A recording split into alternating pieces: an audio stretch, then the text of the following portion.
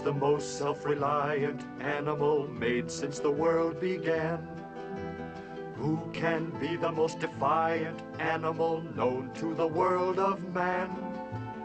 Born with emerald eyes, so cold, so warm, so wise, within her kingdom lies the world's arena. Do we need to ask more than that? You must know now it's a cat, but a very important cat at that, who's called Thomasina. Thomasina, what are you thinking now?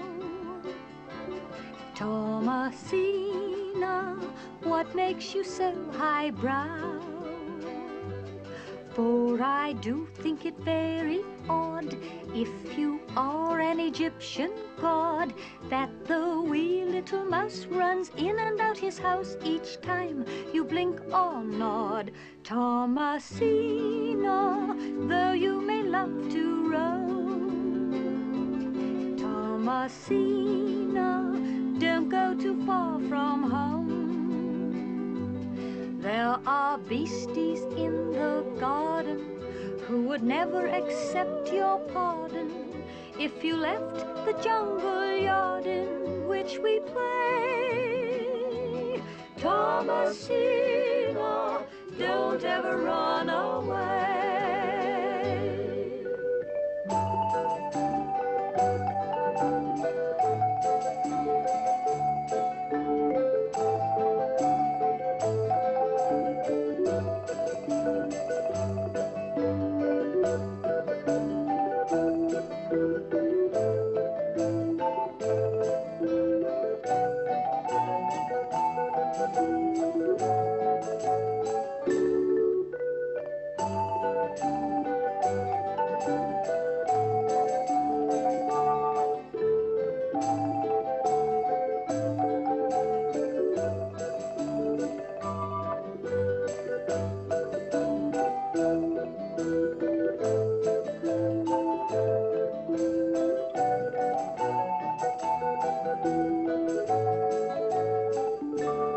Thomasina, come along with me now. Thomasina, though you've seen a little bird leave the bough. Thomasina, even if it's a lark or dove, you let them all fly away above you. But I guess I'll always love you anyhow. Thomasina, come along with me now.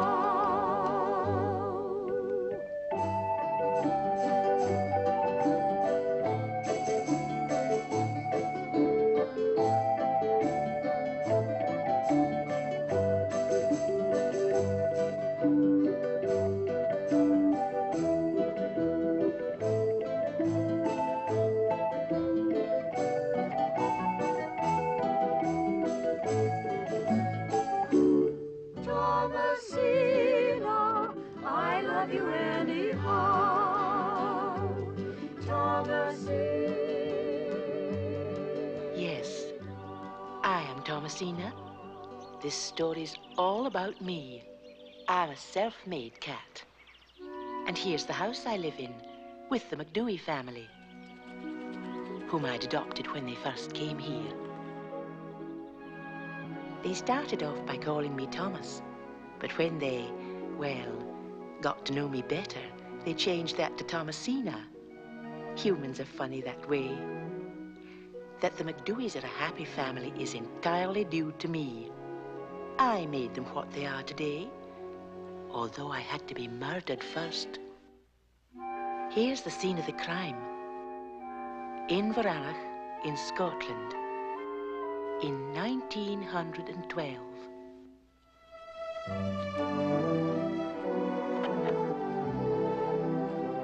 And this is Mr. Andrew McDewey. From a cat's point of view, even before my murder, he was a most difficult man. Believe me. His wife had died some time before he came here, so there was just himself and Mrs. Mackenzie his housekeeper, and Mary his daughter. I'd moved in on them a few days after they arrived, and on the whole I got on with them very well, though mostly because of Mary McDooey. She appreciated my rather special qualities from the start. Thomasina, there you are. Of course, I had this sort of thing to put up with every day. Fussed over, treated like a doll, being dressed up, and over a fur coat, too.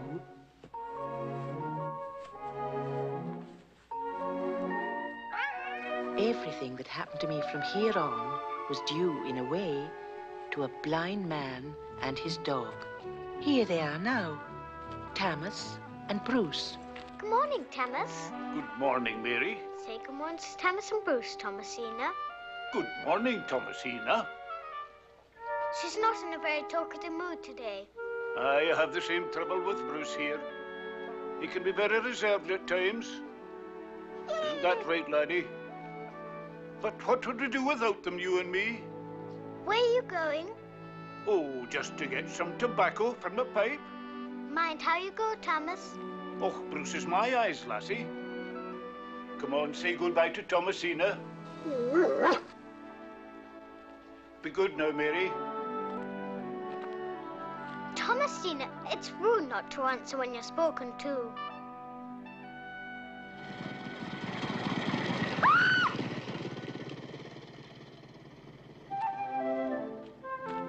Hello, Geordie. Oh, what have you got there? I found him down by the loch. I think his leg's broken. He can't hop or swim or anything. Oh, he looks very sick. Doesn't he, Thomasina? Ah, don't touch. Why don't you go and ask my daddy to cure him? Oh, I don't know. Do you think he would? My daddy can cure anything. Dogs and cows and cats and lions and pigs and... Aye, but frogs. And frogs. Everything. You take him in then. Oh, I'm not allowed in the surgery. You go, Geordie. Well, if you say so. I'm only saying I'm here against my better judgment, Minister, that's all. You'll be glad you listened to me, Dobby. Mr. McDooey's a clever man. Maybe so, but up till now I've never found much wrong with dosing Jock here with Watson's patent powder. Ah, you must move with the times, man. McDooey's a man of science. Ah, I haven't heard tell much good of that. Book learning. Up at Kinkerley's farm, they're grateful enough to him. 200 sheep cured of the foot rot, and not one lost. Aye, you're a good persuader, Mr. Petty. But farm beasts are one thing, a man's pet's another. You wait and see. Oh, I'll give him a try. No one can say I'm not a fair man. But it's for him to convince me. How old is this dog, Mrs. Langan? 15 years and a bit. I've had him since he was a puppy. The year my husband died. He's been ailing a wee bit this past year, but not so sick as this. He's very old. The kindest thing I've been having put to sleep. Oh, no. Now you can see how bad he is with the asthma. The poor dog can hardly breathe. He's in pain, Mrs. Langan. But you can't put Rabbit to sleep, Mr. McDooey. I wouldn't have come. He's all I have in the world. Couldn't you give him a wee bit of medicine to tide him over till he's well again? Mrs. Langan, there is no medicine that can make him well. He's very old, he's in great pain, and his life is a misery to him, can't you see? But I can't lose him. What would I do without him? Poor Rabbie. Be fair now, it's yourself you're pitying, Mrs. Langan, not the dog. Oh, dear, I don't know what to do. Well, I've told you what I think is for the best. Now I've told you it's up to you to make up your mind. Very well. I suppose if he is suffering, you'll be gentle with him. He won't feel a thing. He'll just go to sleep. Will he? 15 years. Poor Rabbie. Poor Rabbie. You're doing the right thing. It's for his sake. Oh, no, there'll be no charge. Just Leave him here with me.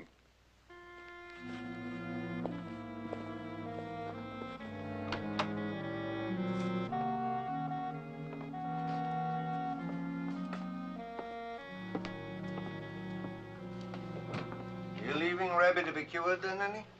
Mr. McDougall says there's no cure. He's to be put away. Oh, Mrs. Rabbit, that's a shame. No cure for him. If it was my dog, I'd want a second opinion, I'm thinking. I'll go with you, Annie. Good day to you, Mr. McDougall. Yes, sir. Eh? Who's next, please? Please, sir, Mr. McDougall. Oh, who are you? Geordie McNabb, please, sir. I'm a bit of a friend of Mary's. I found him down by the loch. He's hurt his leg. Can you make him better, please, sir? No one can cure a hurt frog, Geordie, and you put him back where you found him. But he might die. Oh, could you not mend his leg, please, sir? No, nature's the only doctor can do that, laddie. Come on, now. Come on, off you go. I'm busy. You've lost another customer, Andrew. Is there really nothing you can do about old Mrs. Lagan's dog? Oh, not a thing. Just put it out of its misery. Well, whoever's next, will you come in, please? Oh, it's all right, Mrs. Campbell. You go in ahead of me. I'm in no hurry. Hey, there's Geordie. What have you been doing in there? I took my sick frog to Mr. McDougall. Oh, what did he say then? He wouldn't even look at him. And he's going to kill Mrs. Lagan's Rabbit. Kill him? Rabbit? Aye, I heard him say so. It's just like Grandfather says about him. He's only good with farm beasts. He's not interested in people's pets. The frog will die if he can't help us swim. And I'm not going to let him die. What are you going to do then? Cure him by magic or something? Come on, Jamie. Why don't you take your frog to the witch woman living in the glen? She's supposed to do magic. Well, why don't you? Our mother says the witch woman's crazy and we're not to go up there. Oh, you're just afraid, the pair of you. I'm not afraid of anything, and neither's Geordie. Are you, Geordie? Right, let's take the frog tour. All three of us. I dare you. Very well. Geordie, we'll all go. You want to get your frog cured, don't you? We don't have to tell Mother we went. I was only joking. No, you weren't. You dared us. I think you're afraid to go. Me? Afraid? Let's go now.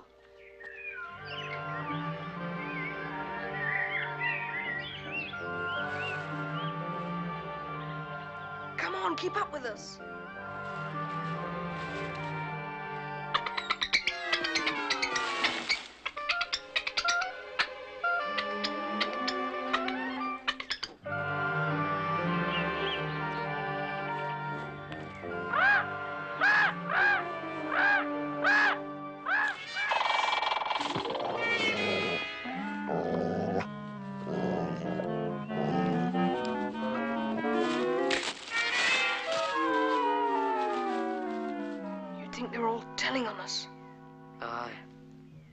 Are you afraid to go on, then? No. Well, come on.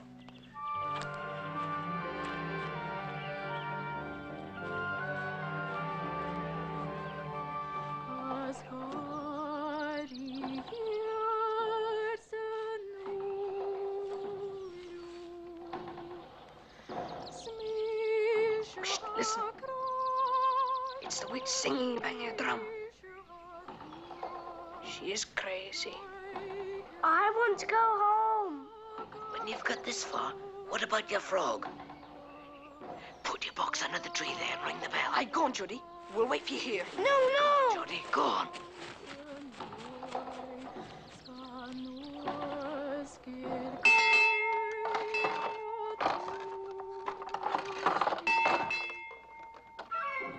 Come on, Geordie.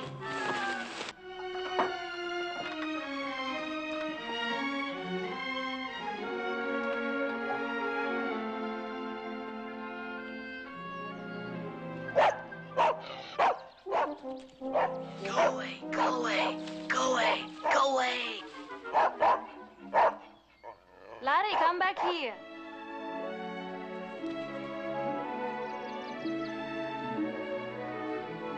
Oh, Your leg is broken. You poor wee thing.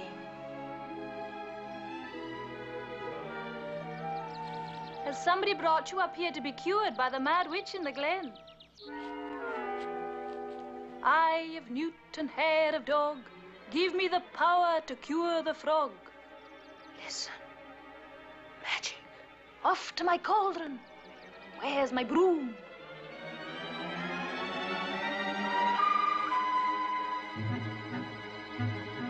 Soden fearlens tearly, wishen heila virally, wazen heila virally, he thrums away.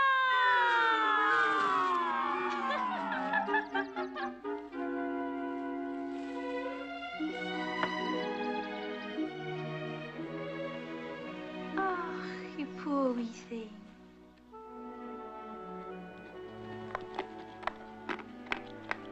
I don't know why I bothered to dose that dog of yours. The worst thing that's wrong with him's his owner. Don't give him sugar. Oh, but he has a sweet tooth, Andrew. Poor old Finn. Look how pleased he is. You think more of his affection and gratitude for you than you do of his health. All you people with pets are the same. That's why he's too fat, poor brute. Brute, he calls you, Finn. Oh, that's part of the reason why folks here are slow to accept your doctrine, Andrew. You show no feeling for the sick animals you treat. The animals they love. Are sentimental about, you mean, to the point of not knowing what's best for them, like you and Mrs. Lagan, who is here just now? Poor old Annie. Poor old Annie. Poor old brute of a dog, you should say. You thought I was hard on her just now, didn't you? Well, my job is to relieve suffering in animals. The tribulations of the soul, I leave to you.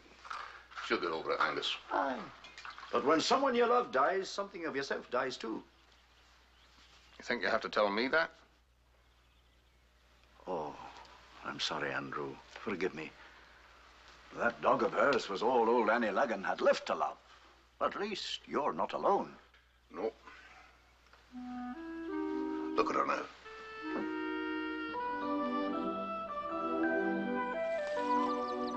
Thomasina, where are you?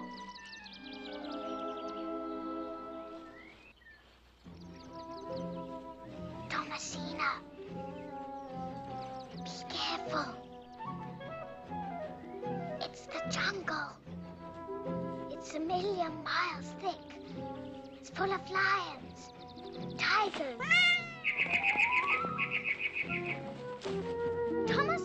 Thomasina, come back. Have you lost something, Mary? Shh, we're hunting lions. Lions? Here? Geordie, where's your frog? Did Daddy cure him? No, he wouldn't try. We took it to the witch up in the glen. You didn't? I did. We all did. You saw her?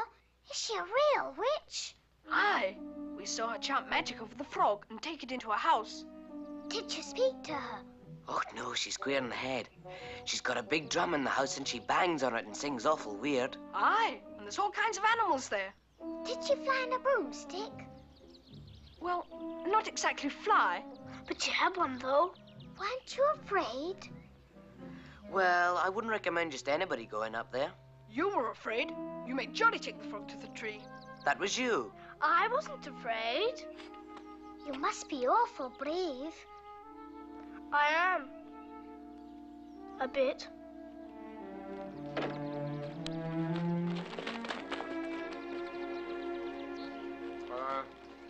Remember, Angus, just keep him off the sugar. Well, I can try. Hello, Mary. Geordie McNabb took his frog that you wouldn't cure to a witch who does magic and flies on a broomstick. Wait she a could have second, turned him into a frog and it would have been all your fault. Mary, Mr. Andrew, I'm waiting for you. Come on now, inside, wash your hands. Thomasina! Never mind, Thomasina. Dinner time! Come on now, inside, wash your hands. There's a good girl. That's enough about witches. Mrs. Mackenzie will tell you the same as me. There aren't any outside of storybooks. Oh, yes, there are. She's been making up more of her fairy tales. I didn't make it up. There is a witch in the glen. Oh, in the glen. She bangs a big drum in her house and lives with wild animals and rides a broomstick. Jamie McNabb told me he and Hughie and Geordie saw her. Ah, they're filling your head with nonsense. And for the 100th time, will you not feed that cat at the table, especially with meat? She likes meat, and there is a witch. Now, Mary, It's a poor wee soul called Laurie McGregor that's rented a croft in the glen from Mr. Peddy. She spends most of her time weaving on a hand loom. That's the drums your friends heard. Now, what do you say? She's a witch. She's a wee bit weird, that's true enough. It seems she's a lassie that doesn't mix with other folk. But mind, she's not been there long. Some of the shepherds in the glen say she has a rare way with beasts and birds and that. Now mind, Thomasina doesn't spill her cream. Cream? Oh, just a wee drop, Mr. Andrew. It helps her to see in the dark. She told me so. Didn't you, Thomasina? There, you hear? Ask her if she'd like me to go out and get my rod and catch her a salmon.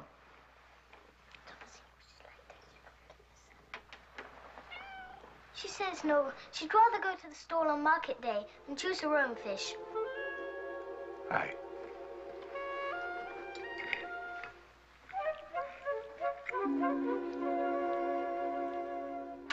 Well, no more talk about witches or magic. Just say your prayers, get into bed. And look after Mum in heaven and us down here, especially Daddy and Miss Mackenzie and Willie and Georgie and Jamie and Hughie and Thomas and Bruce and Georgie's frog and Thomasina and me. That's all till tomorrow. Yours truly, Mary. Amen. Good night. Yours truly, Mary. Slippers. In you get. There we are. Good night. Good night, Daddy.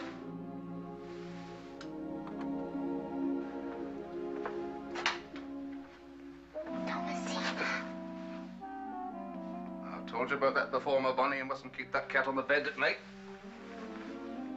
There. Oh, please let me have her. No, you can have your doll if you like.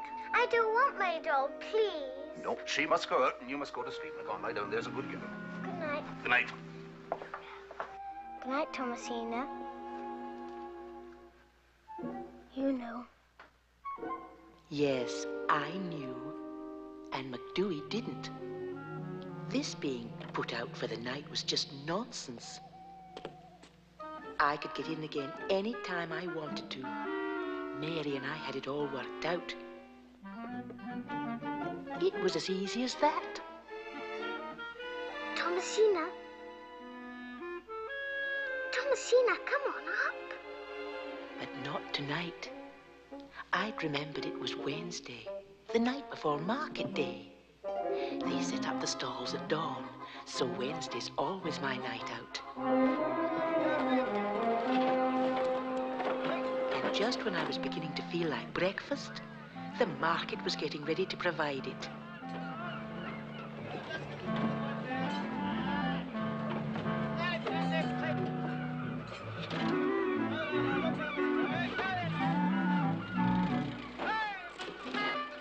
Fish. Fresh fish.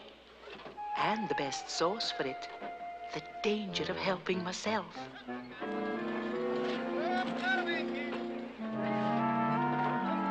Which needed cunning and caution. A lot of caution. And speed.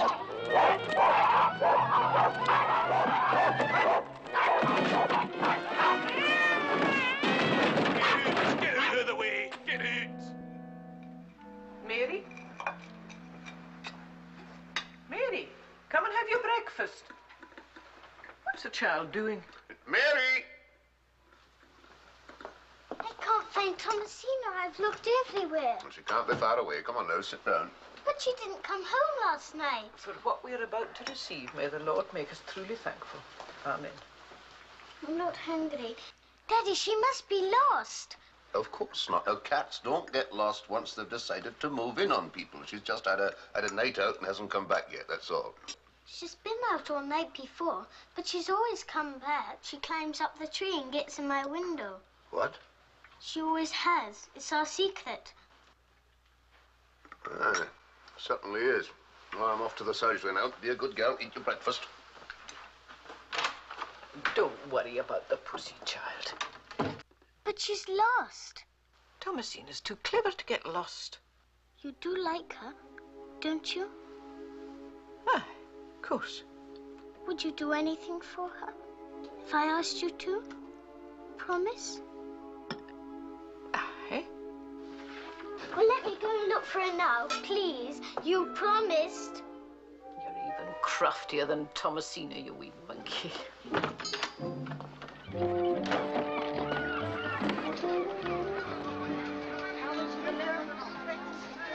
We'll split up. Mary, you come with me.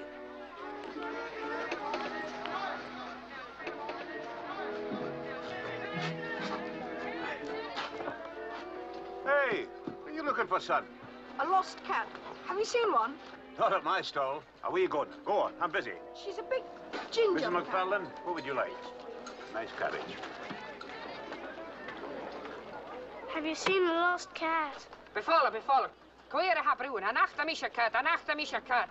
Tokors, Makas is show. Befalla. Thank you very much.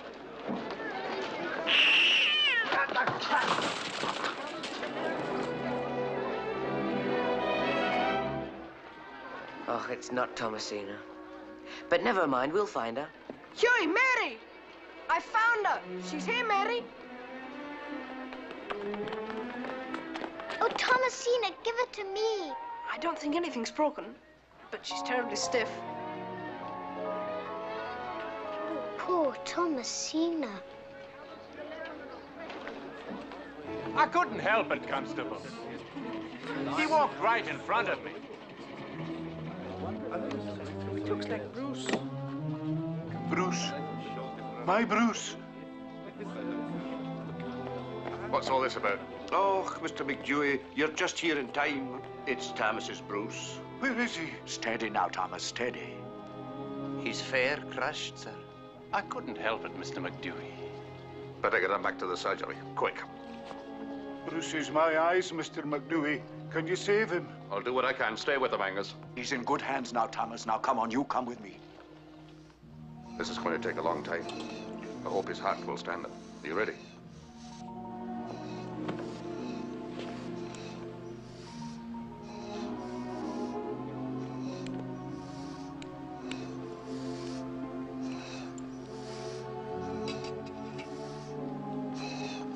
Spencer Wells, will he?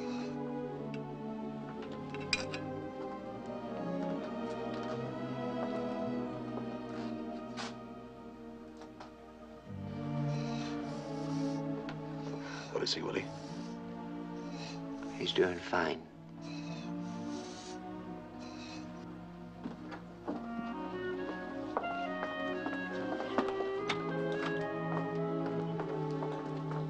What are you children doing? Hey, Mary, go away from here. Daddy, it's Thomasina. She's hurt. Go away, child. Please look at her. She's awful sick. Here, Willie, take this cat. Daddy, please look at her. Please make her well. Now, Mary, you mustn't stay here. Now, listen to me. I've got blind Thomas's dog here. He's badly hurt. Well, so is Thomasina. Mary. If you only look at her. All right, I'll look at her, but go away now, all of you. You'll make her well? You promise? Yes, I promise, but go now. All right, now, come on, out, all of you. I think you better look at her, sir. Not now, ma'am. We've got work to do. What's me do, sir? Look.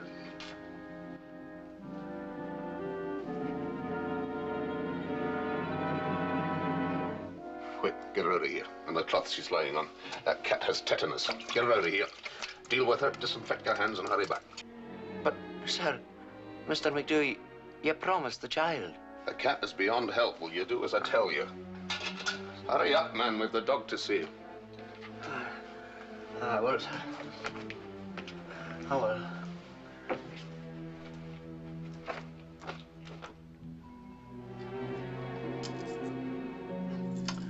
Nearly an hour already. How much longer can it be? Aye, the waiting is hard. Well, Bruce will live, Thomas. Leave him walk again. Thank God. Take me to him. Not now. He's still unconscious, but I'll send Willie round to fetch you here this evening. Bruce will know you then. And he'll get better? I'll be as good as new. It's a great skill you have, Mr. McDewey, and no one can deny it. There now. What did I tell you? Come on, Thomas. I'll take you home. God bless you, Mr. McDewey. God bless you.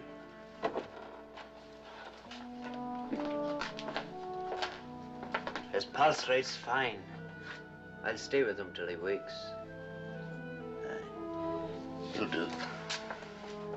I never thought to see such surgery as that. Aye. And what you have to do now will be just as hard, I'm thinking. You have to tell the child about her cat.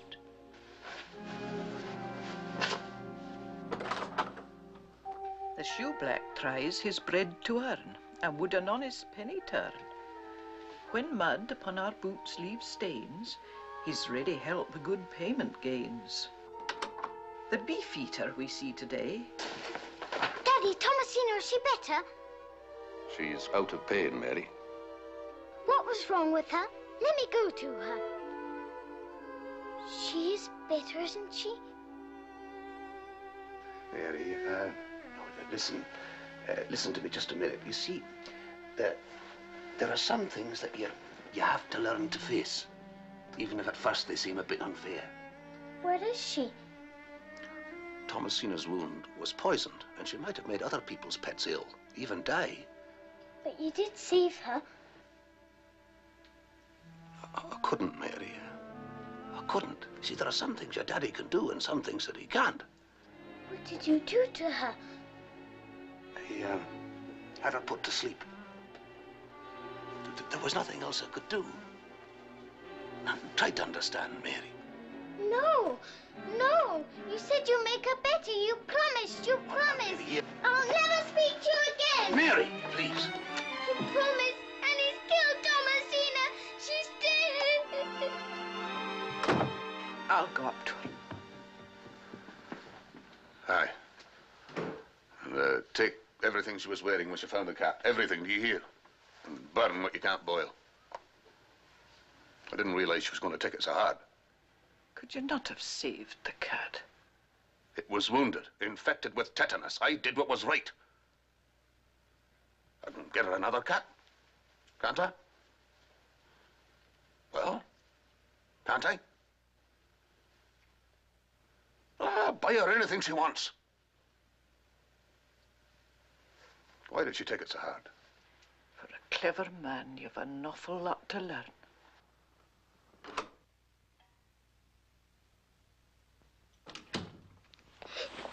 Don't be so sad. You'll do yourself harm. Look, I tell you what we'll do. We'll give Thomasina the best funeral any cat ever had, won't we? Aye, with a full service and everything. My mother's got just the right box that'd do fine for a casket, and we could pick some flowers and have a procession like when old Dougal was buried, and everyone in the village would see us. Aye. Mary, you'll wear widow's mournings and walk behind the casket weeping. And Annie here, she can be chief mourner.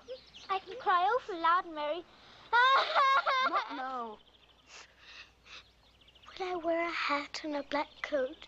Miss Mackenzie has one. Aye, we'll all dress up and get everyone to come, and I know Jamie's just learning the pipes. He's not very good at it I can yet, play but... Macintosh's Lament. And I'll wear my dress kilt with my skein doing sporran, and everyone in the street will say, there goes the poor widow McDooey, a burying of our dear Thomasina. Foully done to death, God rest her soul. Will they? Really? Aye, it'll be a great, great procession, you'll see. We'll go and get Thomasina now. Aye, come on. I opened my eyes, and where was I? They say that to die is a journey from light into darkness. But here was light again. This was no quiet, endless sleep. I was flying, flying wildly, without weight or effort, diving, spinning, falling backward and downward into the mists of time, where my ancestors were worshipped in the temples to Bast, thousands of years ago.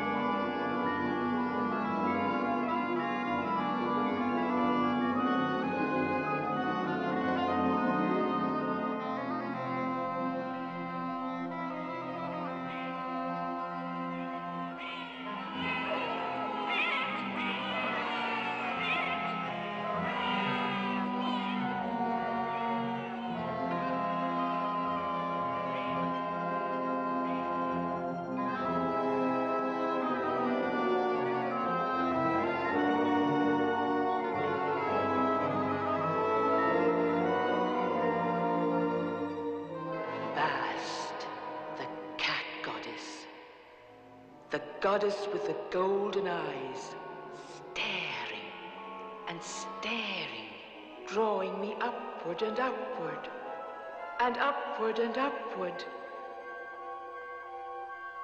Then there were flowers, flowers everywhere, all around me, touching me, and the sound of music, wild enough to wake the dead.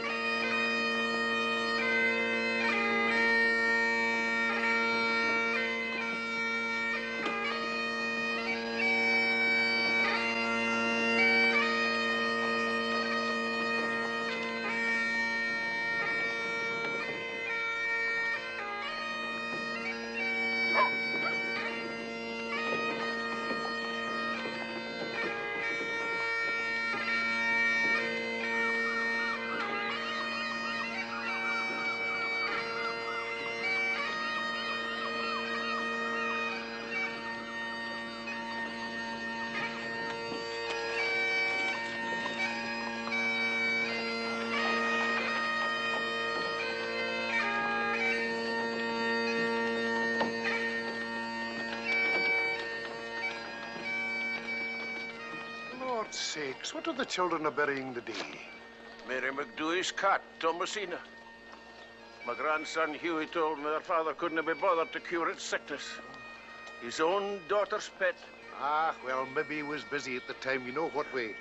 Thomas's dog, and after all, it's a blind man's eyes. His own daughter's pet. It's hard to understand.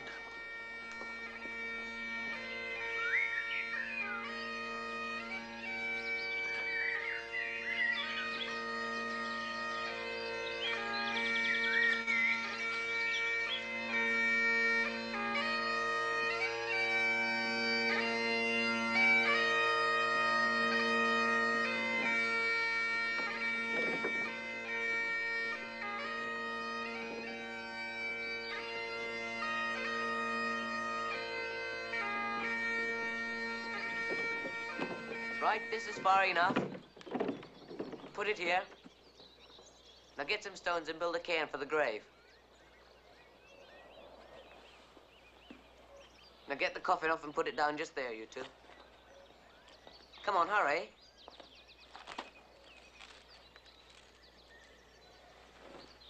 Now get some stones. Come on, get some stones. That'll do fine. Now let's get on with the service.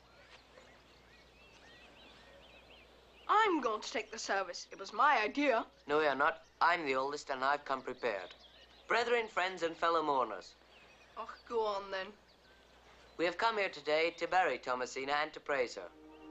She was the friend of Mary McDooey here, who you all know. Well, anyway, there she is. Shh, not yet. Hold your noise. Thomasina was one of the best cats in all Argyllshire, and we all feel for our best friend and owner. Wish, not yet, not yet. There is no doubt that Thomasina was a terrific mouser, too. She had a few faults, but I won't mention them here. And her mortal remains will now be laid to rest. Now.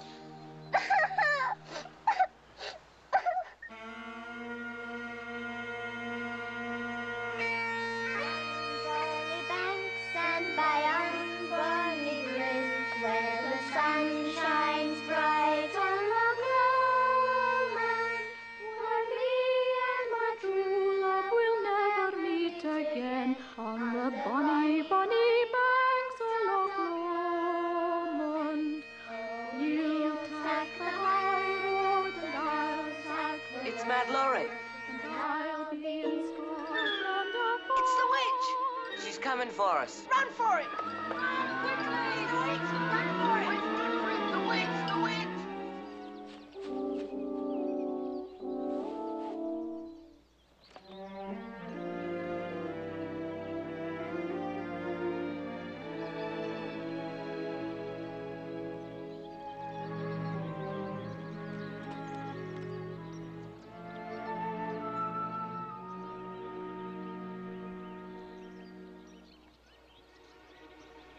What were they doing? Your heart's still beating. Ah, poor thing. Didn't they know? You come with me. Mary, come along and get your supper.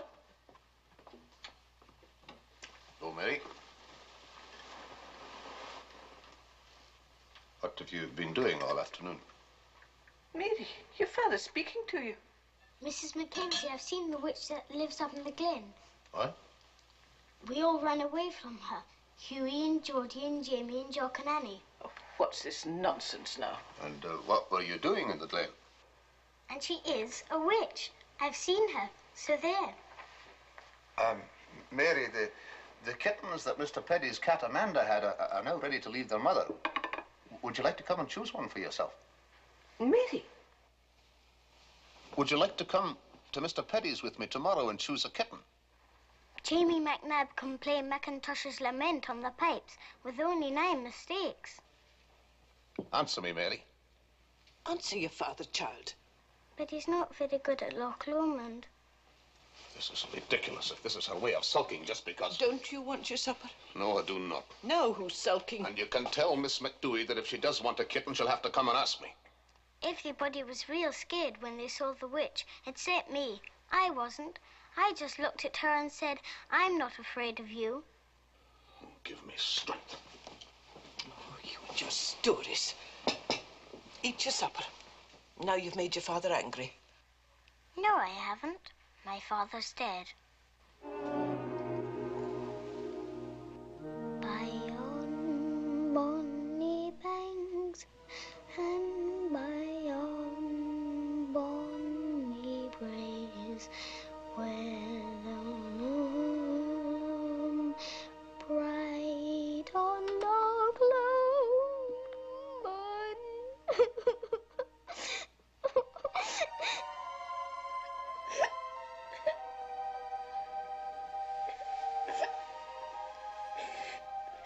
Don't cry, child. Haven't seen you cry for a long, long time. Look, Mary, I'm sorry about Thomasina. I've told you. Get you another cat, or maybe a wee dog, to be all your very own. Wouldn't you like that? Now, look, child, I can't bring Thomasina back to life. What's done is done. Very well. Good night, then.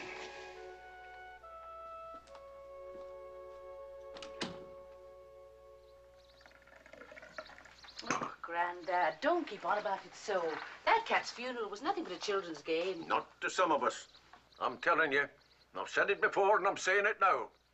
That Mr. McDooey is doing no good here. Now, don't interrupt me, woman. He's a townsman and not a Highlander. He has no feeling for animals at all. Come now, Grandad. Some of the farmers round... The farmers? Did you not hear that he made an order to destroy the whole herd of Ian McLaren's cattle because one cow was sick? That's the law. They had foot and mouth disease. It wasn't the law in my day. And it was only McDooey's opinion that they had it. And look at his record. Never mind the cattle. Annie Lagan's old dog, Robbie, he had him killed. He saved Blind Thomas's Bruce, though. Oh, aye, that was because everybody was there watching. That was just showing off. Now, Grandad, you shouldn't say that. Oh, the man that did what he did, and he wouldn't even take the trouble to treat his own daughter's cat when it was sick, is no better than a murderer. It'd be a good thing if he went away. Aye, I'd make it too hot for him here, I'm telling you, if I was younger. And so would others. Him and his newfangled science.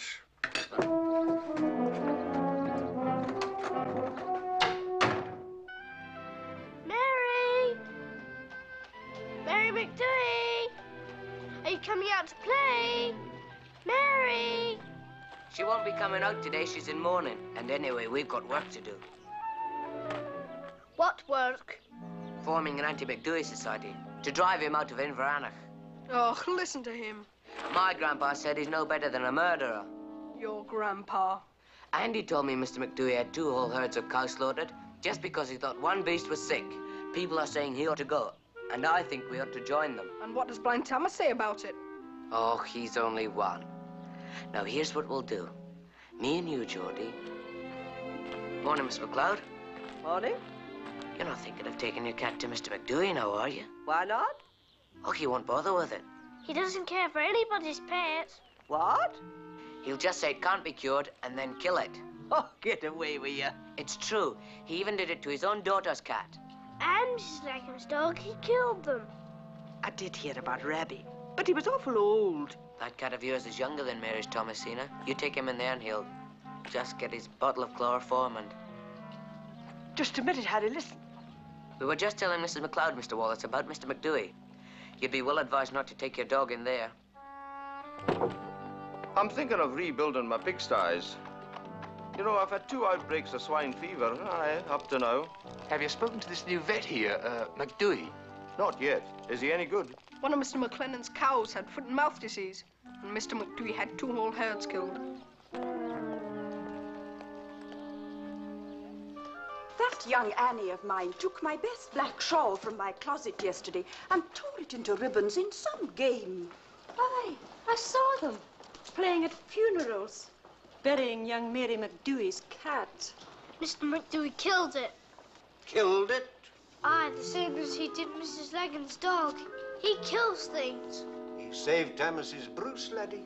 Aye, because everybody was there watching. That was showing off. He's an animal murderer. You tell me he killed his daughter's cat. He didn't like it, so he took his gun and killed it. His gun? Well. Oh, isn't that awful?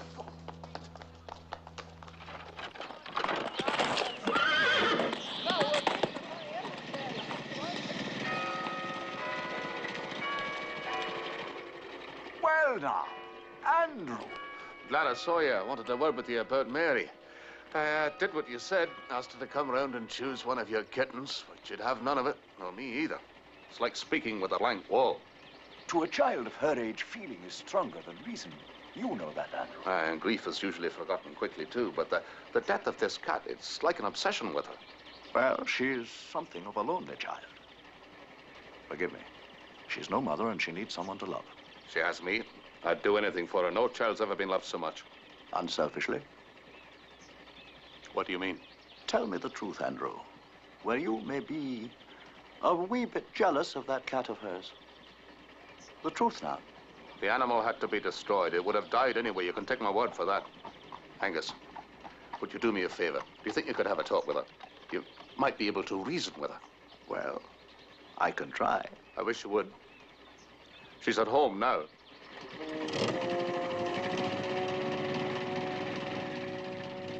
You ought to be out playing in the sunshine and not moping here indoors. Geordie McNabb and Hughie came asking for you. Why don't you go and look for them? Oh, Mr. Petty, Mr. Andrews not in. I was just passing by Mrs. Mackenzie and I thought I'd pay a call on Mary. Would she be at home, do you think? I'm here, Mr. Petty. Well, now, there you are. You were so quiet I didn't see you. Oh, fair home outdoors. You're wise to stay inside. Would you mind if I sit down and rest a while? Here? Oh, I think the stairs are a grand place when you want to have a good think. You know, I was thinking just now about your Thomasina. What with my own cats, I get all mixed up remembering what yours was like. Thomasina, now, he was about... She. Oh, she is. Thomasina. She was about, what, so long? And did she not have a wee square blaze on her chest? No, it was round. Aye, now you remind me, it was round, aye. But she did have 3 little white feet, didn't she? No white feet at all. No? Oh. But she had a pink nose with 2 black specks on it. I remember that well. No specks. No specks? Do you remember how she'd sit and look at you sometimes with just the tip of her tongue showing? When she was waiting to be fed. Yeah, when she was waiting to be fed. You see, Mary, Thomasina isn't dead at all. Not really dead. Not when we can remember her together like this, because she's alive in our minds. No. And as long as you can remember her like this, she'll never die. Just call her to your mind and she'll come. Even if you were to have another wee cat to love. You know, I was saying to your daddy just this morning. My daddy's dead. I killed him. Did you, Mary? How? I killed him. I put him in a box with flowers in it. We all took him up into the glen and had a funeral. And now I haven't anybody at all. Mary. No! I like being alone.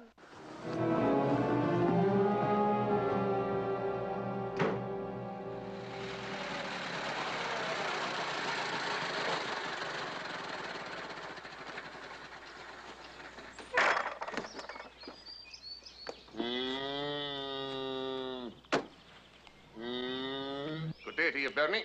I'm here to look at the bull. I've let him out. He's in the paddock. Oh, right, I'll find him. No need to, Mr. McDooey. He'll do very well. Just tell me how much your fees are. What's all this about?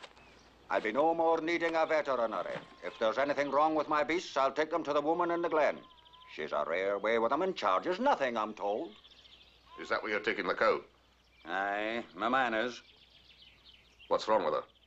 She's dried. You've as much chance of getting pints of beer as milk listening to that rubbish. I thought you were becoming enlightened, Bernie. What I do with my beasts is no concern of yourself, Mr. McDooey. This cow has no disease reportable under the acts of the county. Your bull didn't either. Aye, I didn't know then what sort of a vet you were. Putting beasts to death whenever it suits you. What? Aye, my stockman heard it from his son at school in Inveraray. The dogs and cats you'd no use for. Even your own child's pet. I see. So you believe that. And you're going back to the witchcraft and the superstition. You said times change. Well, maybe they're changing back again, Mr. McDooey. The old remedies are as good as book learning, sir. Good day to you.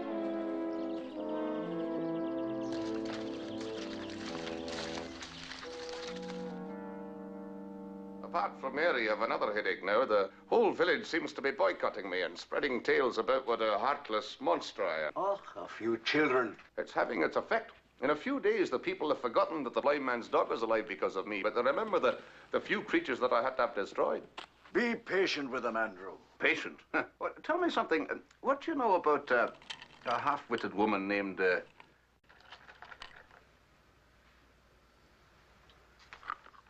named Laurie, who pretends to be a witch? Well, I rented her the croft she's living in. I know that. That's why I'm asking you. And she's not half-witted. Nor does she pretend to be a witch. She's been labeled that, just as you say you've been labeled monster, only she doesn't mind because she wants to be left alone. Well, she's not succeeding. There are at least 2 farmers that had won round to scientific treatment who are taking their beasts to her. Aye. I hear she has a remarkable skill with animals. What skill? Without real knowledge, you can do great harm. Would you take a sick child to a quack doctor? Some people have natural gifts, Andrew. And Laurie McGregor has the rare quality of mercy. Since you know her so well, perhaps you'd tell her to stop undermining the progress that I'm trying to bring to these people here. Why don't you tell her, Andrew? And tell me afterwards what you make of it. Aye. I will one day, and put a stop to her interference with my work. Time passed, and I began to see and feel again. I couldn't remember any part of my first life, although something told me I'd lived before, that I was still me. I'd heard that a cat has 9 lives. I accepted the fact. So, this was my second life. My life with a girl named Laurie.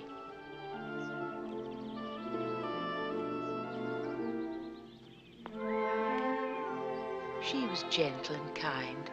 I'll give her that. But she didn't seem to realize, and neither did the other creatures around me, how important I was. There we are. All of you, Dorcas, Mac, Molly. Whisker, be nice to Thomasina now. Be nice, she said. But none of the others paid any attention to me at all. They weren't really my kind anyway. Thomasina, dear, go and walk in the sun now you're able. There are others here who are not. I wasn't important anymore. Treated just like everybody else. Now I know how a king feels in exile.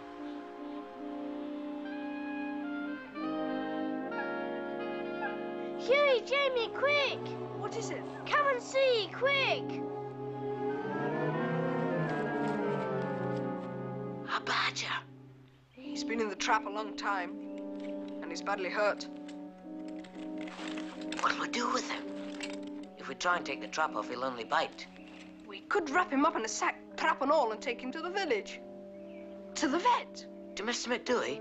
We can't do that. We're trying to get rid of him. What else, then? Couldn't we take the badgers to the witch? She's nearer. Aye, that's true. She couldn't cure a mess like that with magic. I bet she could. Mr. McDouey would only kill him. So let's wrap him up and take him to the witch. Jamie, get the things. I'll get the sack.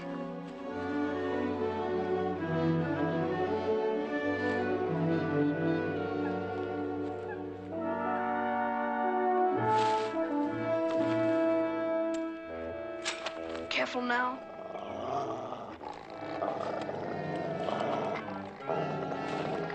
You've got him? I got him. Seeing and hearing these boys gave me that I've been here before feeling. You know what I mean? I knew them, and yet I didn't. They made me feel uneasy somehow. So I kept an eye on them.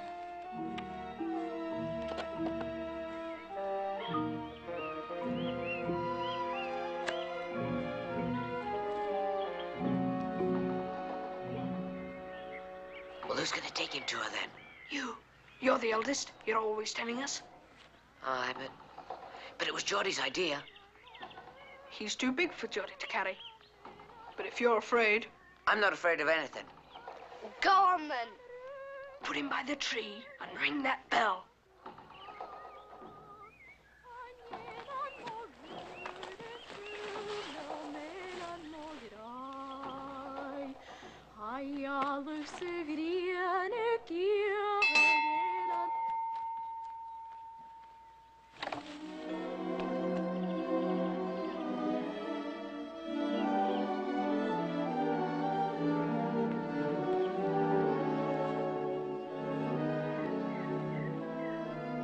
Oh, poor thing. Poor thing.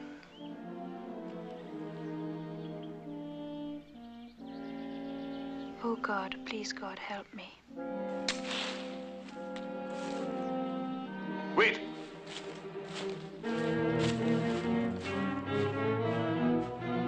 Don't touch it. But it's hurt from that.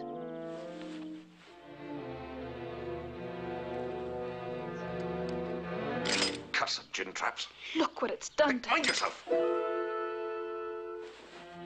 Drop it. It'll tear your throat out. It'll not harm me. No creature ever harms me because they're not afraid. Put it down, you man. Aye, so I hear.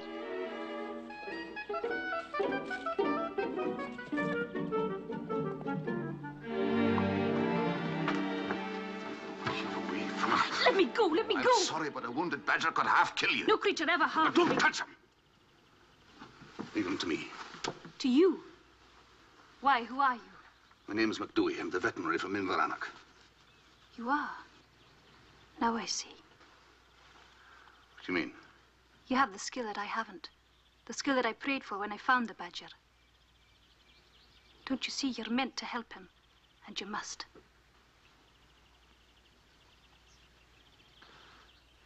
It's no use, I tell you. It's too late. Be kinder to put him out of his pain. And wonderful to give him his life. You have the skill for it. Please, for Peter's sake. Don't go. Got to get my instruments. They're in the car. God, you sent him. Please make him hurry back.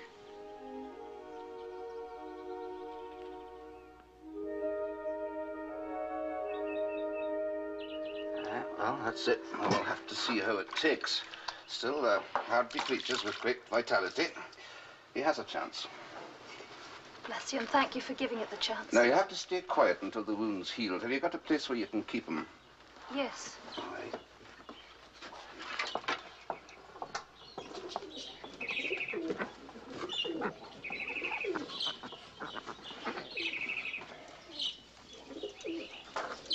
Have all these wild things in your care? Yes, they come here to me. Some instinct or guardian angel brings them. And what kind of treatment do you give them? Food, warmth, comfort, and love. And let nature take its course. And that mends them. And what about the other beasts that are brought to you? Farmer Bernie's cow, for instance. I know all about that. What did you do for her? I sent her back to him with a message for him to be kinder to her. I'd like to see his face. And this? Oh, I found him one morning by the tree outside in a box. He had a broken leg, but he's better now. Well, I can describe his guardian angel to you. He's about 6 years old, red hair, and his name's Geordie McNabb.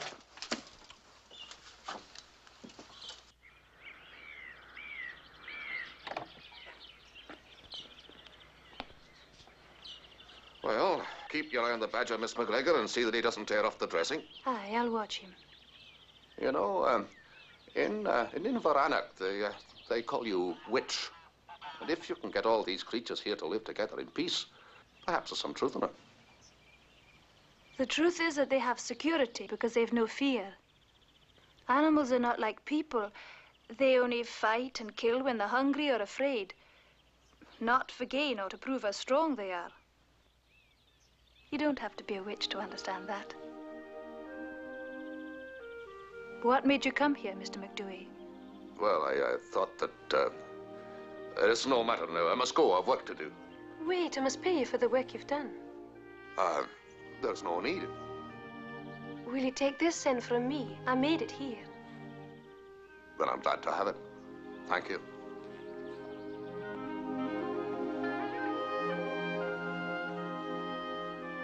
I knew the man, and yet I didn't know him. He reminded me of something that was missing in my present life. What do you think he's done? Killed it. But the witch wouldn't let him. He wouldn't be likely to help her with magic, now would he? Suppose we had a look through the window. It's our badger. We're responsible for him. Aye. Maybe if we were careful.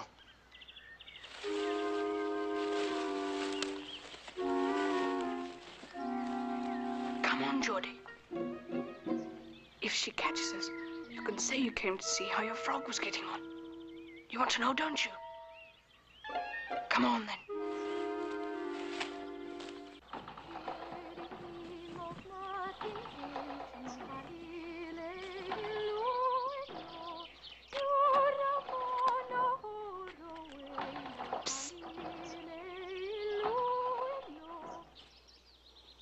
The badger's in here.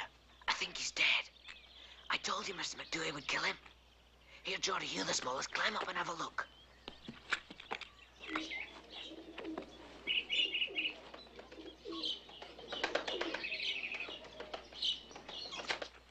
He's not dead. I can see him breathing. Are you sure? Look out!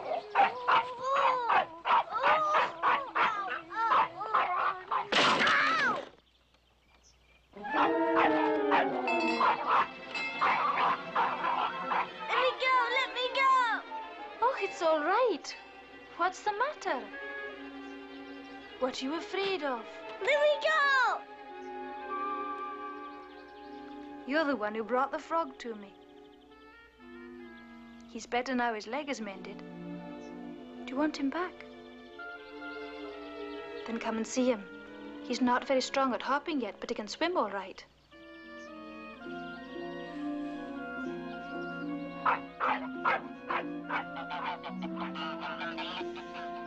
He's going in with her. She must have put a spell on him.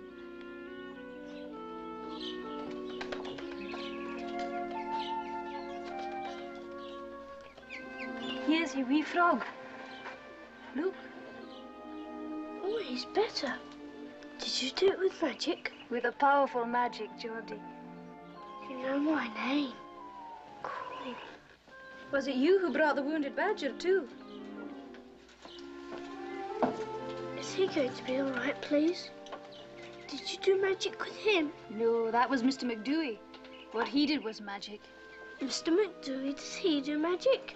He has a wonderful skill. It's almost magic. He saved the badger's life. Can I go now? Don't you want to take your frog? Thank you for curing my frog. I'm not afraid anymore. Well, not much, that is. I have to go now.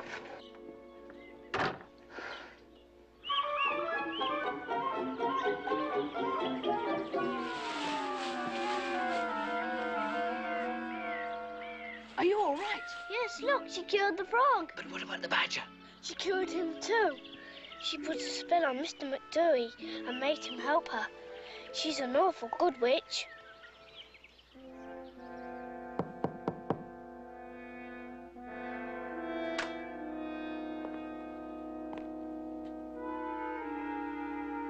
Oh, Mary.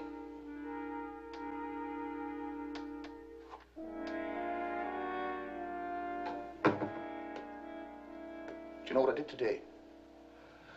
Went up to the glen to see your witch.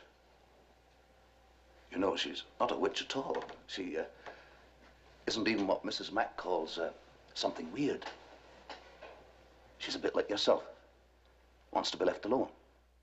Except that she's got all kinds of creatures up there with her.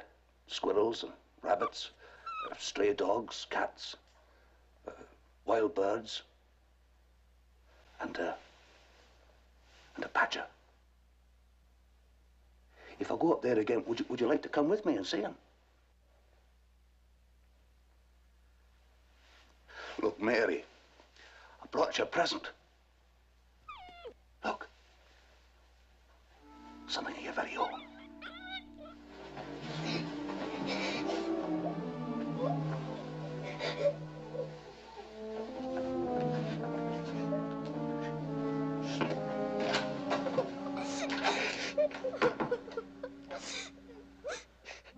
I can get nowhere with her. She shows no signs of wearying of this game she's playing, that I'm not there. And how do you play it, Andrew? Talk to her, or behave as if everything was normal between us. Read stories to her, but she pays no heed. And that wee dog you got for her? I should have none of it. I had to take it away again. No, she won't forgive me because I failed her. At least that's the way she sees it. I think the trouble lies deeper than that. You were the only human focus for her love. That's why her shock of disappointment in you was so great. Andrew, have you ever thought of getting married again? No. You need another focus for your love besides the child, and Mary needs a mother. It's too late for me to fall in love again. Oh, so you've seen Lottie McGregor? Aye, I've seen her. What do you make of her? Don't know. She has a strange way with her, a strange skill that's instinctive. I don't understand how she lives out there, cut off, alone, and yet doesn't seem to be alone. You should see her again, Andrew. Maybe she could teach you that rare virtue. You're in need of it, my friend. Great need of it. Good night, Angus.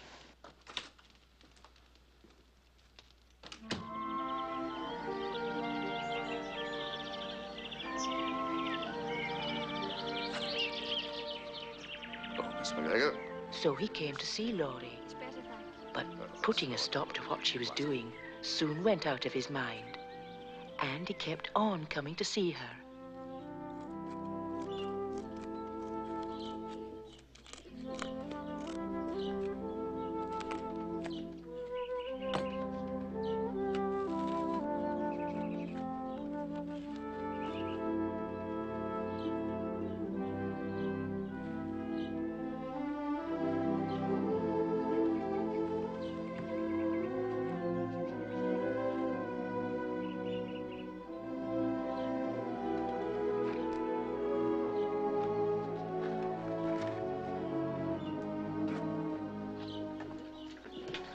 I've learned a great deal watching you. If only I had the skill you have. How much of a way of taking the fear out of these wild creatures, making them trust you that I wish I had. But I'm a witch. Remember? Ah, you must be. You cast some kind of a spell on them. I love them all. When they're lost or strayed or alone in pain, that's what they need. I feel for them. And you, with all your skill, do you? I give them what I have, my knowledge of what to do. I do my job. Is that all it is to you? You must have chosen to become a veterinary. No, my father, who is one himself, he chose it for me, and he was a man that you didn't cross. No, all my life I wanted to be a doctor. Dreamed of it, and worked for it.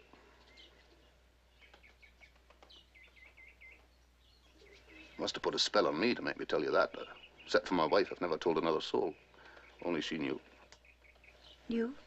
Aye, she's dead now, about 5 years ago. You say you believe in Providence and in God's mercy, and you wonder why I don't. How can you not? I love my wife. She did nothing but good. She went out nursing the sick in an epidemic, caught the sickness herself, and died. The will of God is inscrutable, they told me. God is love, they told me. Which is true. And that's what she believed. Yet the God who's supposed to be love allowed her to die. And therefore you reject him? Because your love died, his love has no truth? Is that what you mean? Ask yourself that when you've known pain. I saw both my parents drown, Andrew, in a storm at sea. But my faith didn't die with them. And they wouldn't have wished it, I know that.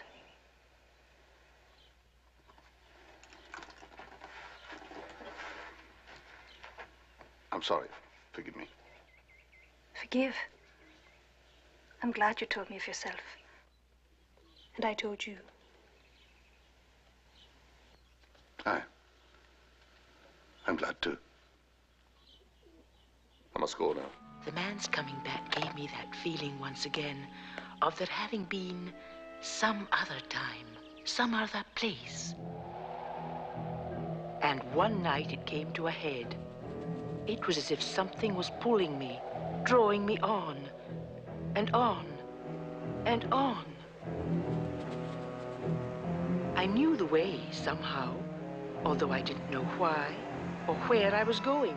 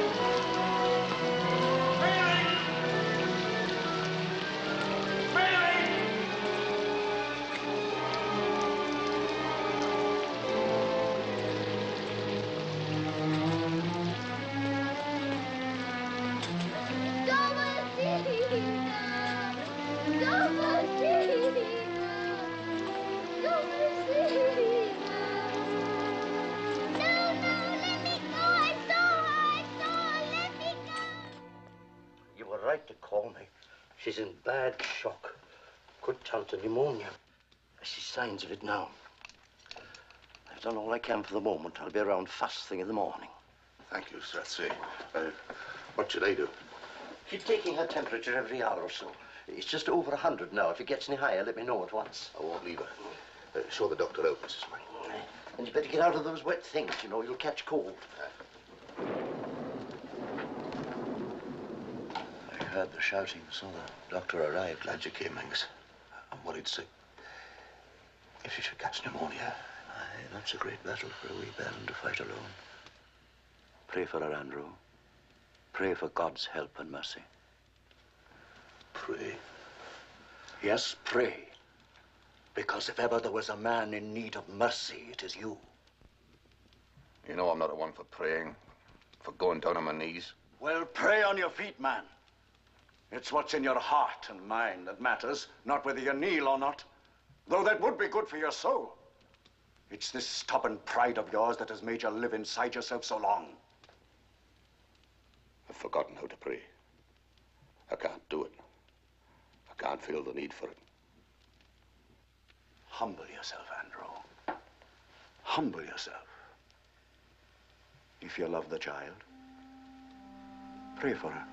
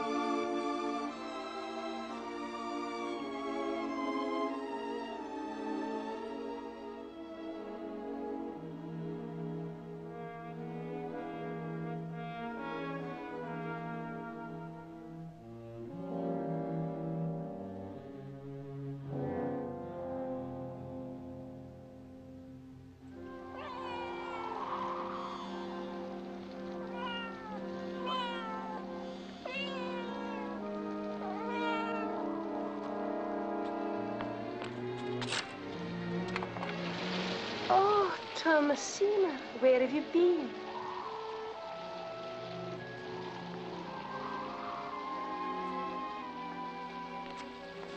I didn't know. From the present back into the past, to the present again, where I was safe, protected, and loved.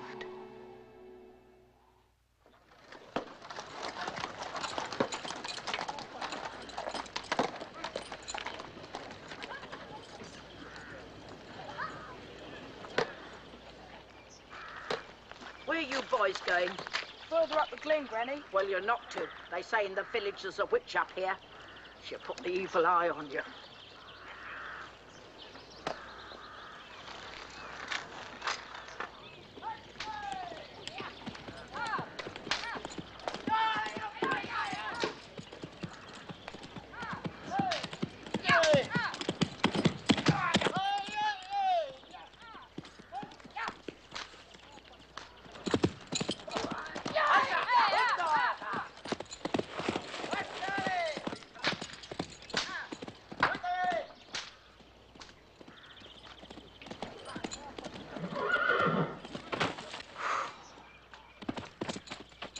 Right, you devil, you'll pay for this.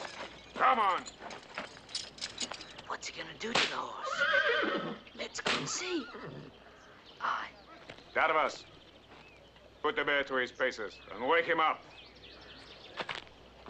Come on, get out. Get him out. Get out. Come on, guys. All right, get him out, get him out. Now, come on. Down you come. Down. Come on, now, this way. Up. Up now. Get him out. Up and dance. Come on. Up and dance. Come on, you black. Get up and dance. Get up and dance. This one's worse than the other. The bear can hardly walk, let alone dance. What are you doing under there? Get him!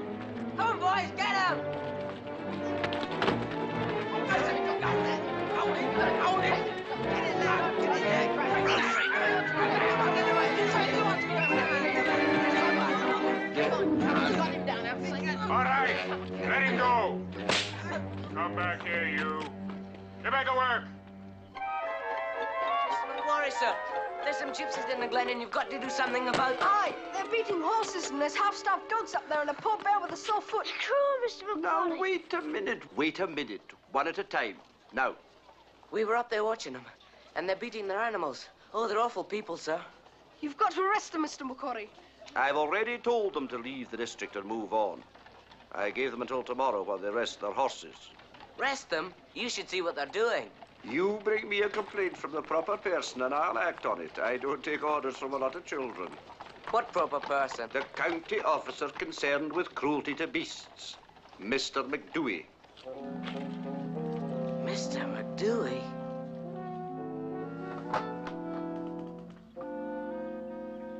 Oh, what's this? How's Mary, please, sir? We're sorry that she's sick. Aye, she's very sick. We hope she'll get better soon. We haven't seen much of her since. Since the funeral of Thomasina. But we really came to see you about another matter, sir. What's that? To report cruelty to animals. There's some gypsies up in the glen, Mr. McDooey, with performing animals. They're awful cruel. They've got a bear with a sore foot and they make him dance. Constable McCory said that if you were to examine them and report them to him, he could put a stop to it, sir. But I thought that my opinion as an animal doctor was no good. Somebody called Hughie Sterling has been saying so. Would he be a friend of yours? He's no friend of mine, sir.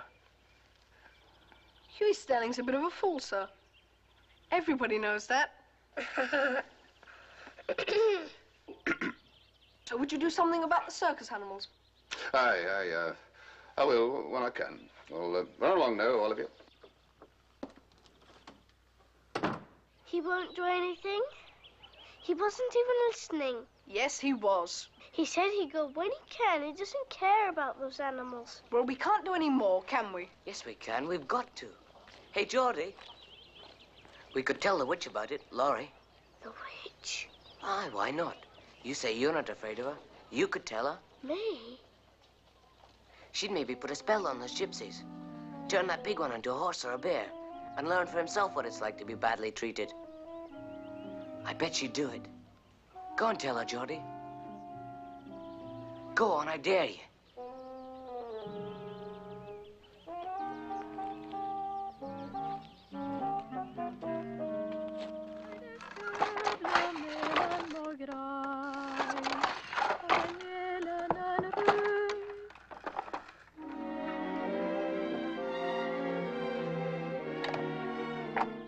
Why, Geordie, hello there. I came to ask you something, please. Will you come in then? It's better if I do.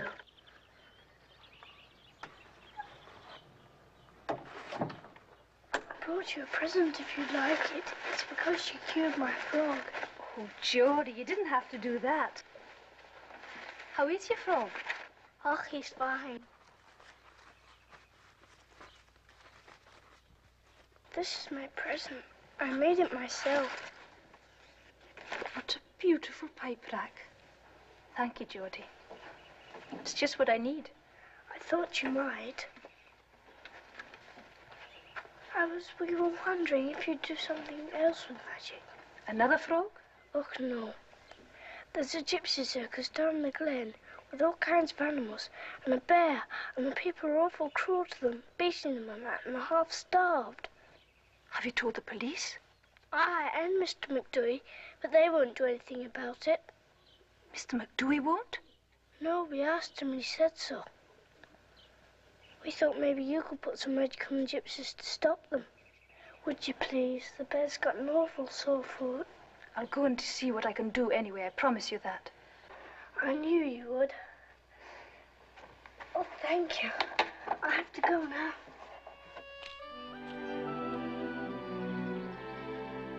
She's going to do it! She's going to put a spell on the gypsies!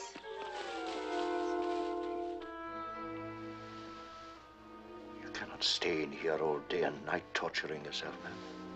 You've had no rest, no food. Rest? What rest can I have? Strathsay says she's no longer fighting. It's as if she's lost the will to live. Where is Strathsay? He said he'd be back by now. He said the fever must run its course. There's no crisis yet. He's done what he can for Mary. We're all of us praying for her. Praying? I humbled myself and prayed too. I'd crawl on my hands and knees if begging for her life would save it. She's lost and hurt, Angus. I could make no contact with her.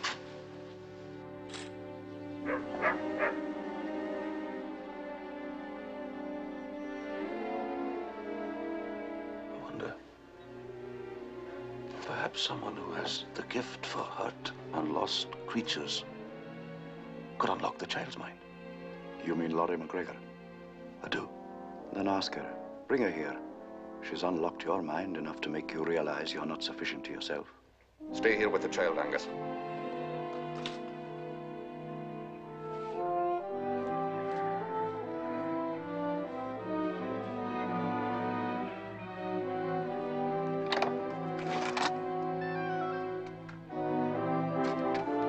Laurie!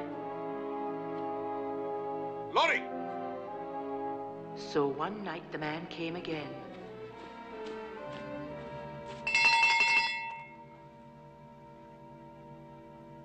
Laurie!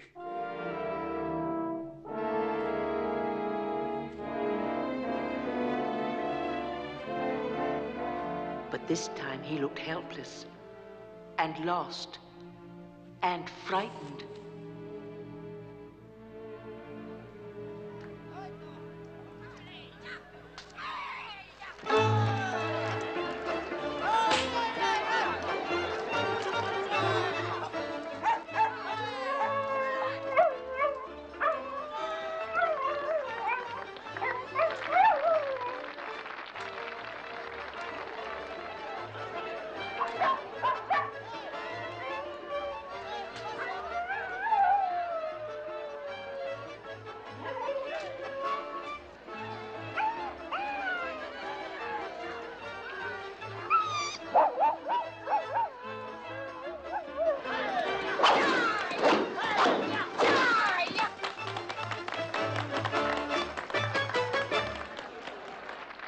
Now let's get the bear out. We'll have him on next.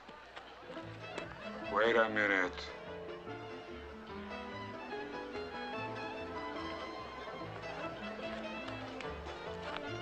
What are you doing in there? She's the witch the women speak of. Come on out, you! If you're in charge here, you should be ashamed. Your dogs are sick. These horses past work. The bear is You're frightened. breaking my heart. All right, then. You dance, witch. You do the bear's act for him. Come on.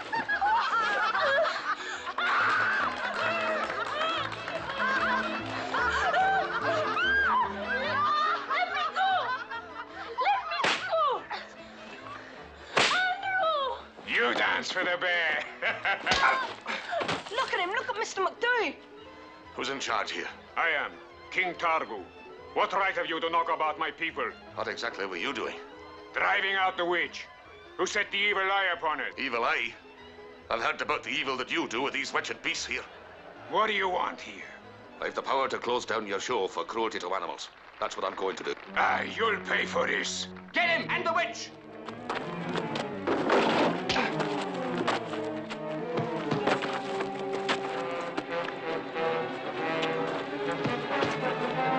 Mind your back, Mr. McDougall! I'm not standing for this. Come on! Get the boys out of here. Keep clear of this.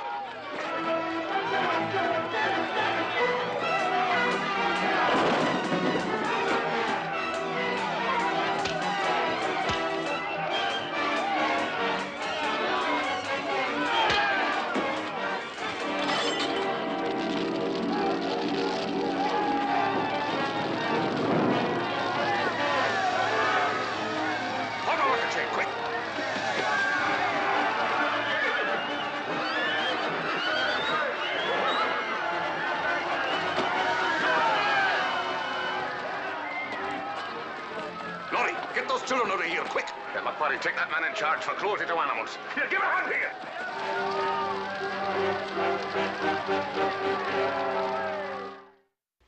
Try to hold still.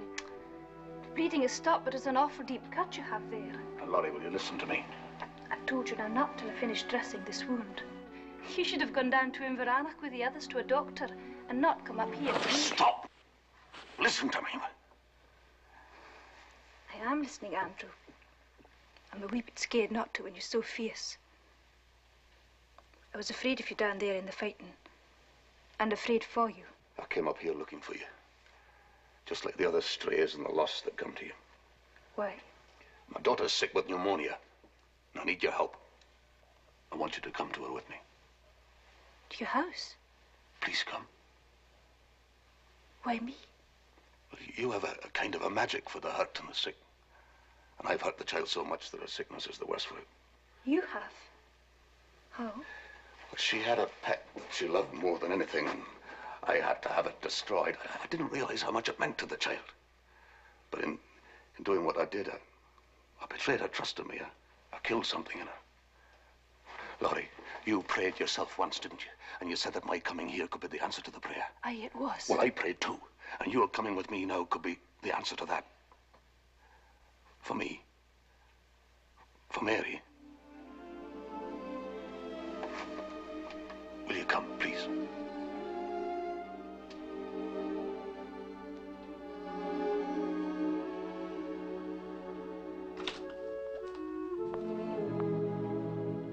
So, he brought you. What have you been doing, man, to get in that state, brawling somewhere? How is she? The same. What is this? Mary? Mary McDooey? Do you hear me?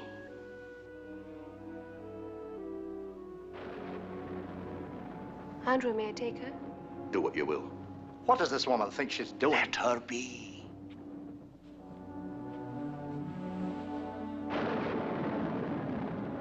Andrew, there's so little of her left.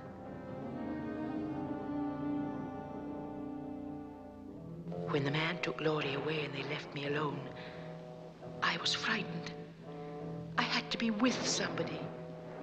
The feeling grew stronger and stronger. Suddenly, like the lightning flash that struck the tree, everything, my other lost life, came back to me. I knew where I belonged. I had to go home. Home. Home. Home.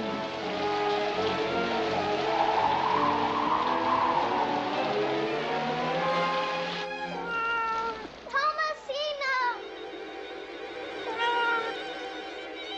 Can't be.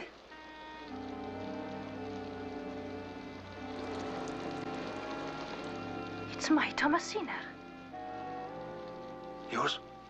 I found her sick and nursed her. Is she hers? Is that the pet?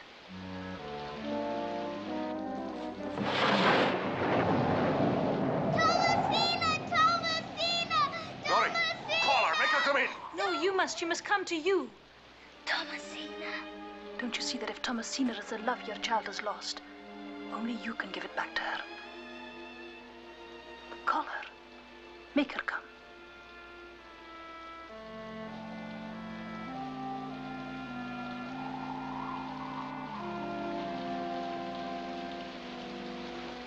Thomasina.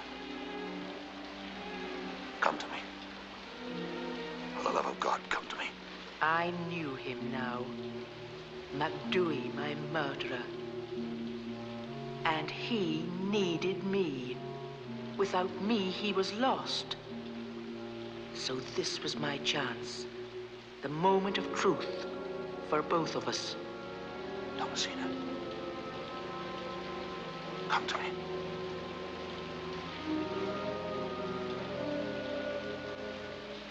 Yet, because of my second life with Laurie, because of what I'd learned from her, I didn't want revenge.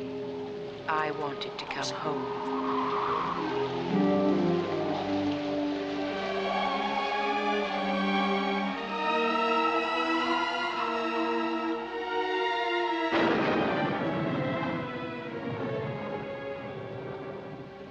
Mary.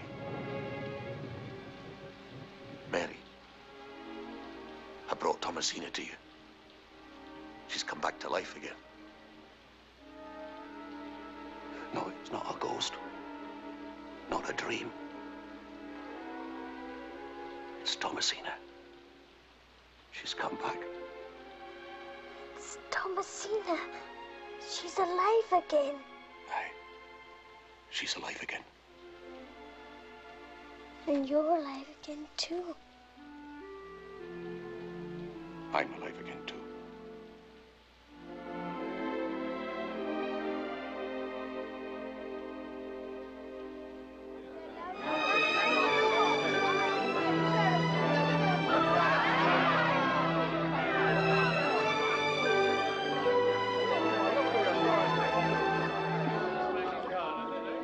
So, my third life began, with all of us together. Not now.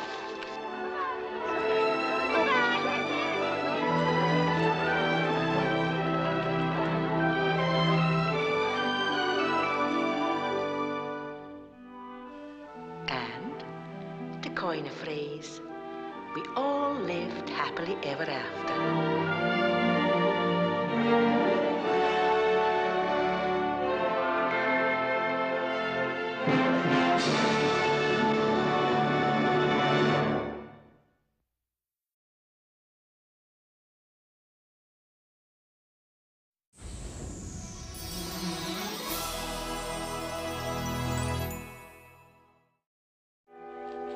Eye of newt and hair of dog, give me the power to cure the frog.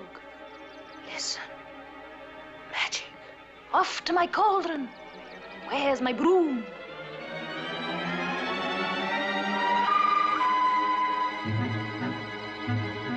Soden fearlen steerly, wischen heila virally, waden saila virally, he thrums away. I was so lucky. I did a film test for it, and I was so lucky to get the film, the part in Thomasina. And there were a lot of other people who were much better than me and much prettier and all the rest of it. But Walt Disney said, "She's my girl." And I was delighted. And I loved it because there were a lot of animals in it, and I'm very fond of animals, and this was absolutely fantastic. And I took the part so seriously that when I was preparing for it, I took all these animals back to my little tiny flat in Chelsea. I took back a Bambi, I had 3 rabbits, a jackdaw, I had mice. Anyway, after about a couple of days, I realised that this wasn't really right, and all the animals went back to their homes. But during that time, I did lots of photographs of the animals and got to know the animals very well. And I suppose I sort of became Laurie the Witch. She was a loner, and she loved animals, and I think Laurie had a great understanding of life and what is important in life and how to make people understand the balance of life. Don't you see that if Thomasina is the love your child has lost, only you can give it back to her? She was unusual, and she wasn't like everybody else. And she had a life of her own. She sang in Gaelic, and she spoke Gaelic. Shh, listen. It's the witch singing bang your drum. She is crazy. I want to go home. I think the children were afraid of her because she lived on her own in the woods, and somebody who doesn't do the normal thing is frightening. Let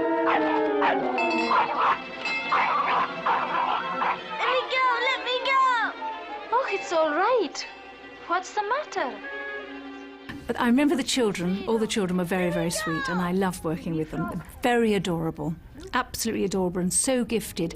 And what was really interesting is that you look at a child and you would say, I don't know why they've done that, and that's not really working. And you look at it on the screen, and it was amazing. Children are naturally the most wonderful actors. I know, Jamie's just learning the pipes. He's not very good at it I can yet, play but... Macintosh's Lament. And I'll wear my dress kilt with my skeen doing sparring, and everyone in the street will say, there goes the poor widow McDooey, a burying of our dear Thomasina.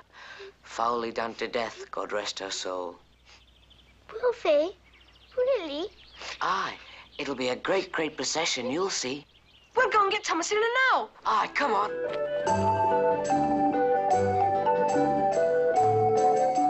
We had a lot of orange cats in the film because you can't work cats non-stop in the same way that you can't work children non-stop. They have their special hours.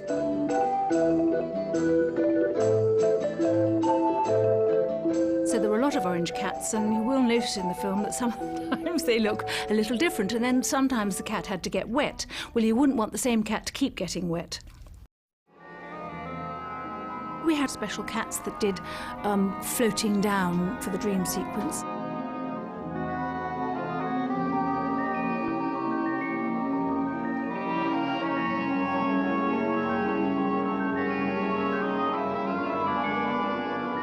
I know we had 40 Siamese cats for the dream sequence. I'm sure that the people who were in charge of the animals knew which ones were best for which shots. So there were a lot of consideration for the cats. They were all very nice, the cats. All the animals were lovely. Even the badgers were very, very, you know, badgers are vicious creatures, vicious. Cussed gin traps. Look what it's done to Mind yourself! Drop it. It'll tear your throat out. But even they were rather nice, but they stink to high heaven, badgers. You're mad. Aye, so I hear. And I was holding them all the time, so everywhere I went in the canteen, people were walking away from me because I'd been holding the badgers and really stunk as well. No creature ever harmed Don't me. touch them. Leave them to me. To you. Patrick McGoohan is a very special person because he's very quiet and very reserved. I don't suppose I ever had much of a conversation with him. I'd worked with him in his television series, and then I worked with him on Thomasina, and he probably never chatted. You know, he would be quiet, he'd stay on his own, he'd look at his script, he'd come and work. I enjoyed working with him very much. It was a very matter-of-fact and nice working relationship. I'm sorry. Forgive me. Forgive. I'm glad you told me of yourself. And I told you. Aye. Well, the most lovely thing was when I arrived at Renfrew Airport in a new dress to do the filming in Scotland. It was the first time that I'd ever arrived at an airport, and all these people rushed up and took my photograph, and I wrote back to my mother and said, oh, the most exciting thing has ever has happened to me. I really feel like a star.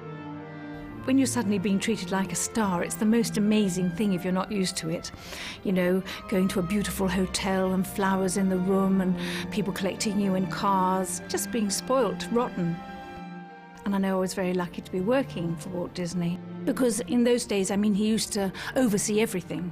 I think he even saw all the rushes of every film. And there might be, 5 films or 10 films going on around the world. He seemed to be everywhere and seeing everything and deciding about everything without interfering. After Thomasina, I did The Fighting Prince of Donegal. That was another Disney film. It was Irish accent this time. Then I did The Forsyte Saga, which totally changed all of our lives, everybody that was in it. And then I did a lot of things for the BBC. I was very lucky. And I won a lot of Emmys, which was very nice. It's a very interesting thing. When you're working on a Disney film and you're very young, you get what is called a Disney image. And when you're young, you think, oh, this is not a good image to have, this is boring, and people will think you're not an exciting and interesting actress. And how silly can you be? Because the real truth is, to make any films which have a feel-good factor to them, or make any entertainment with a feel-good factor, is a fantastic privilege, and there isn't enough of it. But at the time, I thought, oh dear, I must get rid of this Disney image. And I was very stupid, because interestingly enough, what I've gone back to is if I go on the road in a show, I always do one which is a comedy. I realise that making people feel good is really nice. Get a real buzz from it. And, to coin a phrase, we all lived happily ever after.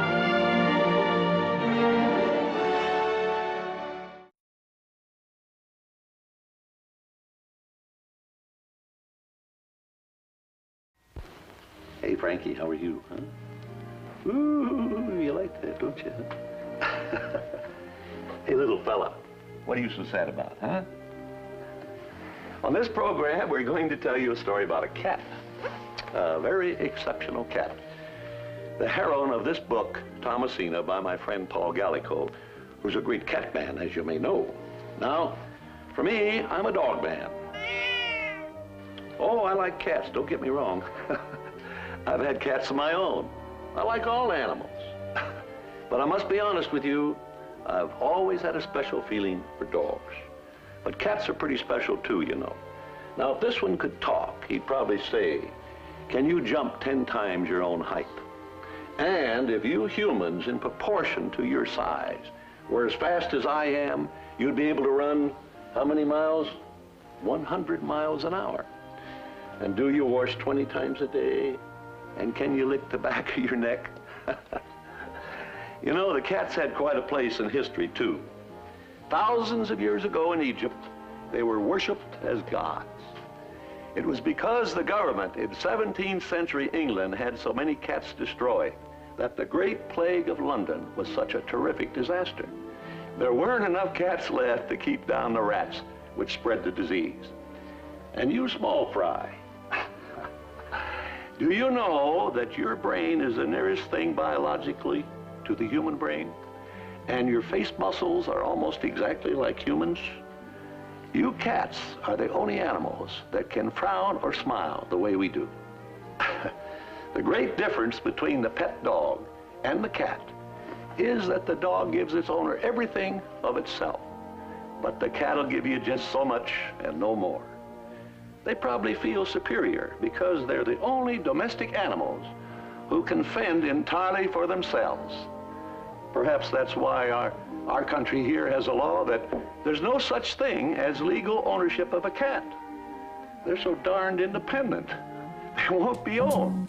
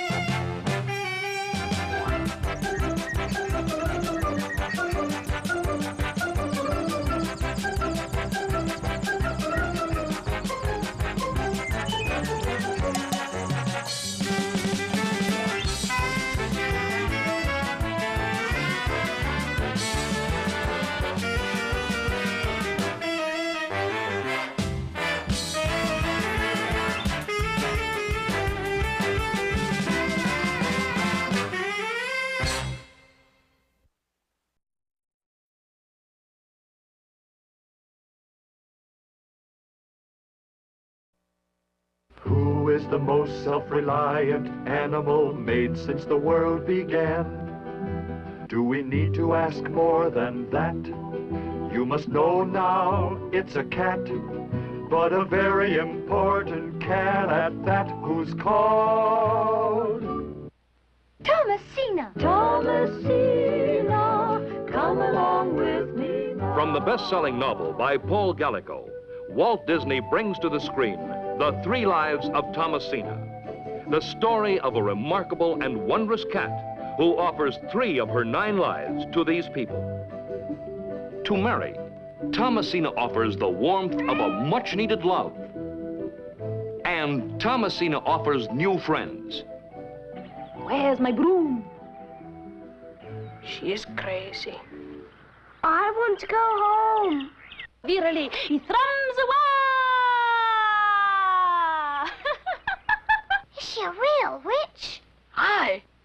must be awful brave. I am. A bit. To Mary's father, Thomasina offers hope. Can you save him? I'll do what I can. Stay with him, Angus. And the courage to fight for what he believes. Get the boys out of here. Keep clear of this. To the beautiful and mysterious Laurie, Thomasina offers a magical skill and the power to use it. If only I had the skill you have. How much of a way of taking the fear out of these wild creatures, making them trust you that I wish I had. But I'm a witch. Remember?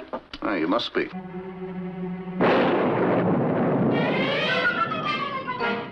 Thomasina.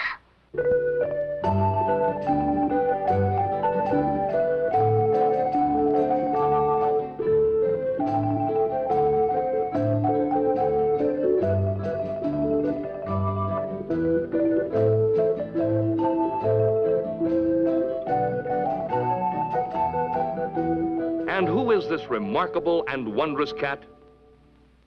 You know.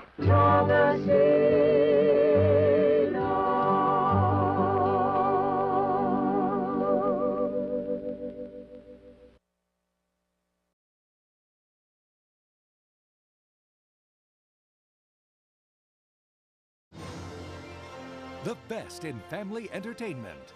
Create new memories with your children. And these great Disney classics on Disney DVD and video. Everybody sit down and shut up. The Old West will never be the same when Don Knotts and Tim Conway ride with the Apple Dumpling Gang. And then they're back for more high adventure. Ever hear of the Apple Dumpling Gang? As the Apple Dumpling Gang rides again. No one can forget everybody's favorite love bug, Herbie. Did you see this thing take off? In The Love Bug. Surprise! Haley Mills is double trouble as two sisters with the perfect plan to bring their parents back together. The Parent Trap. Caught in a world where they don't belong. You two got powers beyond belief. Two children have one chance to escape. Escape to Witch Mountain. Then, when Tony gets into trouble, it's up to Tia to save the day. Return from Witch Mountain. And when a professor invents anti-gravity goo. It's high-flying fun for the whole family. Fred McMurray in The Absent-Minded Professor. Bring home the memories of yesterday today. Only on Disney DVD and video.